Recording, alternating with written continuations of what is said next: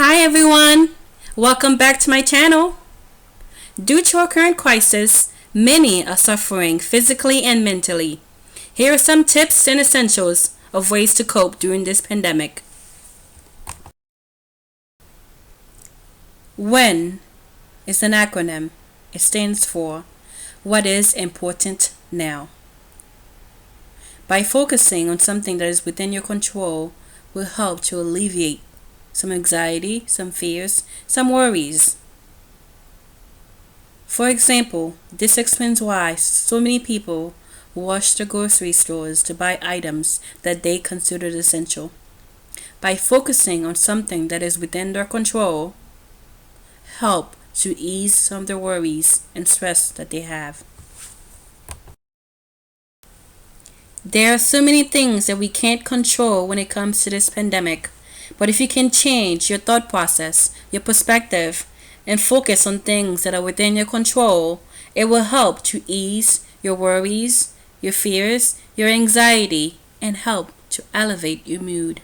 For example, we can't control if other people are following the rules of social distancing or predicting when will this all end.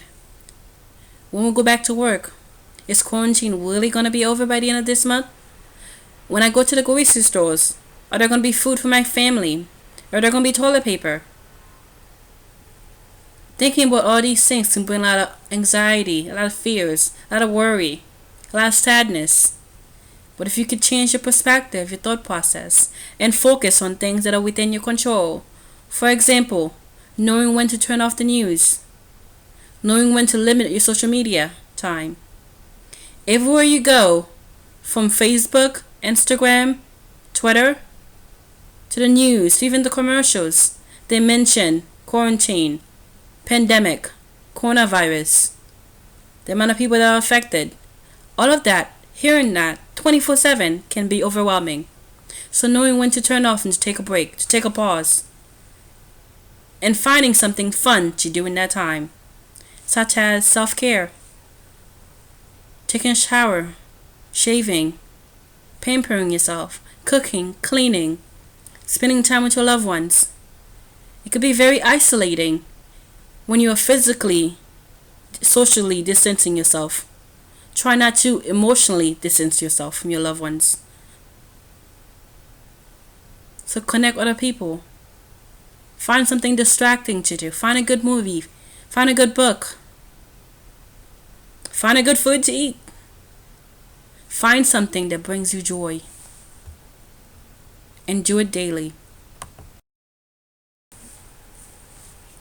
As I mentioned before, self-care activities help to alleviate stress and improve your mood.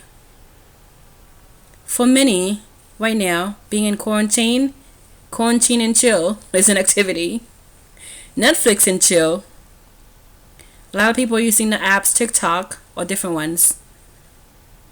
If that's not your interest, maybe read a good book. As they say, knowledge is power. That could be a really good distraction. Cooking, cleaning, taking care of your kids, taking care of your loved ones, arts and craft activities, playing board games. Monopoly is very popular. It's very good. You can spend hours playing that. Dancing, listening to music. Music is good for the soul.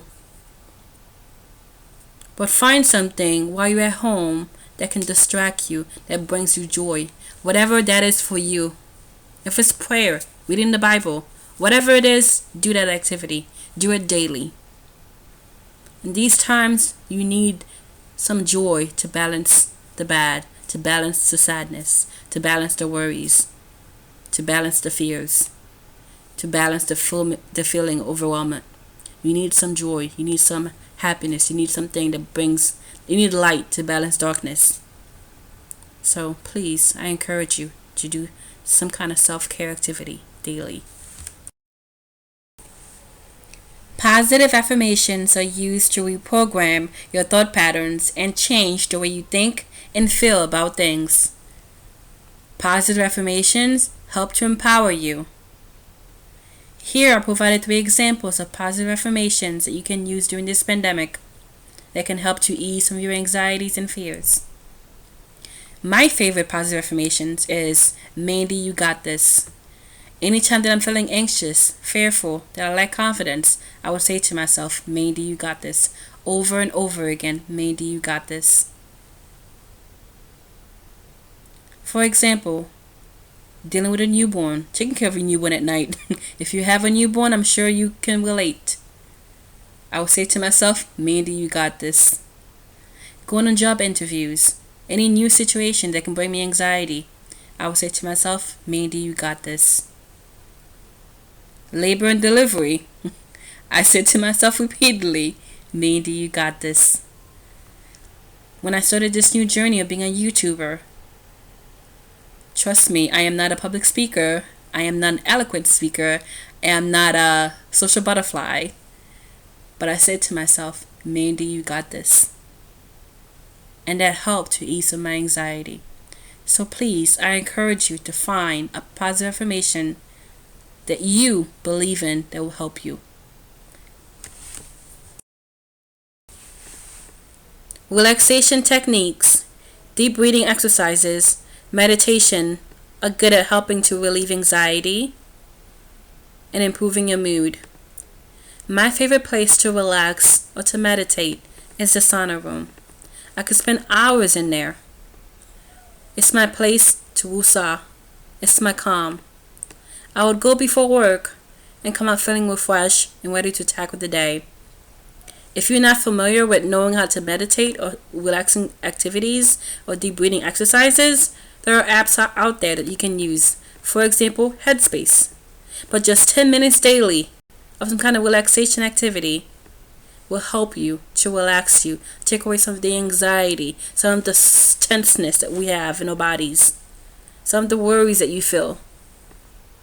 Try it daily and you will see the difference. It's okay not to be okay. Are you suffering from depression, anxiety, hallucinations, delusions, nightmares, flashbacks, difficulty sleeping, anger issues, mood management issues? Are you feeling suicidal, homicidal? Are you having substance abuse issues? There are help available for you. Don't let stigma get in the way of that. The National Suicide Prevention Lifeline is 1-800-273-8255. Substance Abuse Mental Health Service Administration, 1-800-662-HELP. The National Domestic Violence Helpline, 1-800-799-SAFE. If you need the help, if you know someone that needs the help, get the help that you need. It's okay not to be okay.